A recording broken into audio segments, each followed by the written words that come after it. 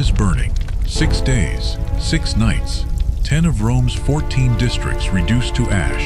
And while his city collapses into flame, the ancient sources claim the emperor stood on a private stage, dressed in costume, singing about the fall of Troy. His name was Nero, and for 2,000 years, he has been remembered as the man who fiddled while Rome burned. But here is the question modern historians can't stop asking. Did he actually do it? Was Nero a monster who murdered his own mother, kicked his pregnant wife to death, and set his own capital ablaze for entertainment? Or was he something far more unsettling, an ordinary, flawed man, destroyed by the same Roman elite, whose stories we've been trusting for 2,000 years? Tonight, we go inside the reign of the most notorious emperor in Roman history. Nero is born in 37 CE, into a family already soaked in blood. His mother is Agrippina the Younger, sister to one emperor, Caligula, and destined to become wife to another, her own uncle, Claudius. Rome's imperial family, the Julio-Claudians, does not simply rule through law. It rules through ruthless, relentless political maneuvering, where every relative is a potential rival. Agrippina understands this better than anyone. She marries Claudius. She convinces him to adopt her son, bypassing Claudius's own biological heir, Britannicus. And in 54 CE, when Claudius dies suddenly, after eating a meal of mushrooms, ancient historians, writing decades later and unable to prove it directly, suspected poison and pointed at Agrippina. At 16 years old, Nero becomes emperor of Rome. He inherits an empire, and he inherits a mother who expects to rule through him. For the first years of his reign, guided by his tutor, the philosopher Seneca, and the Praetorian prefect Burrus, Nero's rule is stable, even celebrated. Taxes are eased, the Senate is shown respect, but underneath the calm, a war is already forming. Agrippina wants control, Nero wants his own throne, and in Rome, that kind of conflict only ends one way. By 59 CE, Nero has had enough of his mother's influence. The ancient sources, Tacitus, Suetonius, Cassius Dio, all writing after Nero's death, all hostile to his memory, describe an elaborate murder plot. Nero allegedly commissions a self-sinking boat designed to collapse and drown Agrippina at sea, disguised as an accident. The plan fails. Agrippina swims to shore. What happens next removes any pretense of subtlety. Nero sends soldiers to finish what the boat could not. Agrippina, cornered, reportedly tells her killers to strike her in the womb first. The place, she says, that bore her monstrous son. It is one of the most chilling lines in all of Roman history.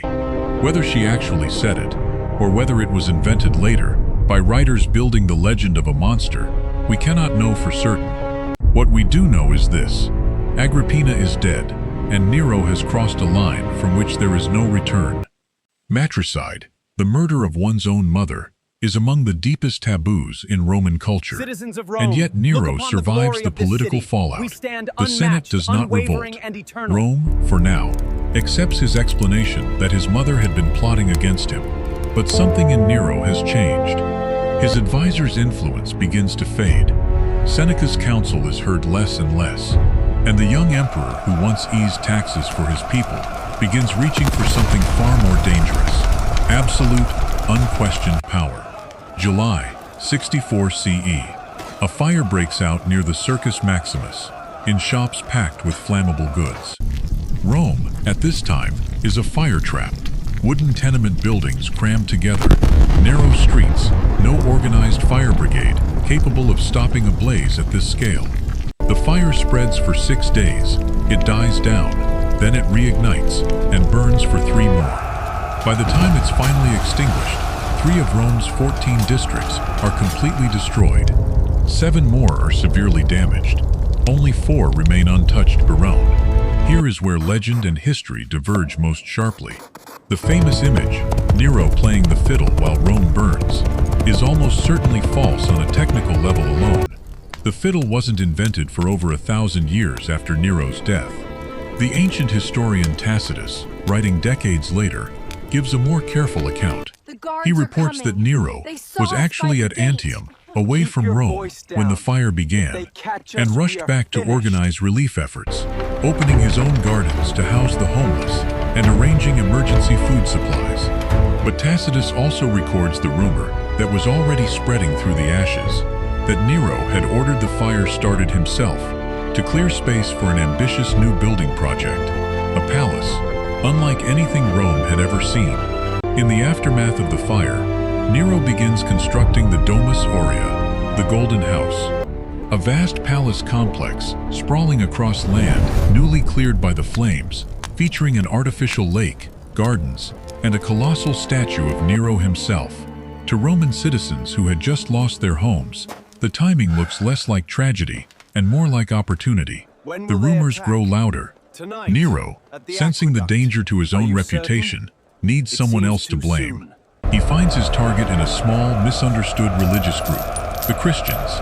Tacitus records that Nero had Christians arrested and subjected to horrifying public executions, some crucified, some reportedly burned alive as human torches to light his gardens at night. It's one of the earliest and most brutal persecutions of Christians in Roman history, and, most historians agree, likely the first major state-sanctioned violence against the new religion, predating any organized imperial policy against it. Whether Nero actually started the fire remains genuinely unresolved even today. Many modern historians lean toward accident, a devastating but unremarkable fire in an overcrowded wooden city, made catastrophic by Rome's own vulnerabilities. But by shifting the blame onto the Christians, Nero reveals exactly the kind of ruler he has become, one who will sacrifice the innocent to protect his own image. And the Roman elite are watching, taking notes, waiting. Nero's final years spiral into paranoia and excess. In 65 CE, he uncovers, or invents, a conspiracy against him, the Pisonian conspiracy, and uses it to execute or force the suicide of dozens of Rome's elite, including his own former tutor, Seneca.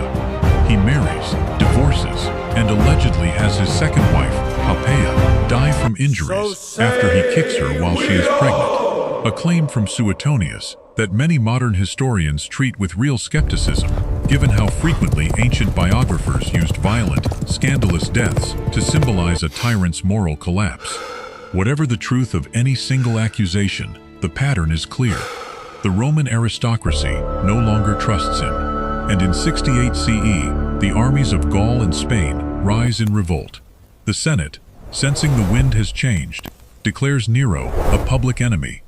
Abandoned by his own guards, hunted by soldiers of his own empire, the last emperor of the Julio-Claudian dynasty flees to a villa outside Rome. Ancient sources say he considers his options: exile, suicide, flight, and finds none of them survivable. With help from a secretary, Nero takes his own life. He is 30 years old. His final words, according to Suetonius, were, "What an artist dies in me." Even in death, Rome cannot decide if he was a monster or a tragedy. Here is the uncomfortable truth about Nero's legacy. Nearly everything we know about him comes from historians writing after his death: Tacitus, Suetonius, Cassius Dio, under emperors who benefited from painting the Julio-Claudian dynasty, and Nero specifically, as monstrous. A vivid villain justifies a new regime. That doesn't mean Nero was innocent. The murder of his mother is almost certainly true. The persecution of Christians is well documented and horrifying. He was, by every reasonable account, a ruler consumed by vanity, cruelty, and an increasing detachment from the empire he governed. But the fiddle, the fire he supposedly started for sport, the endless parade of exaggerated cruelties, these may tell us less about who Nero actually was, and more about how history gets written by the winners and rewritten by the enemies of the dead. Somewhere between the monster of legend and the man history actually left behind, the real Nero is still burning, impossible to fully see through 2,000 years of smoke. So tell me, do you think Nero was history's true monster, or the most convenient villain Rome ever created? Drop your theory below. I read every single one.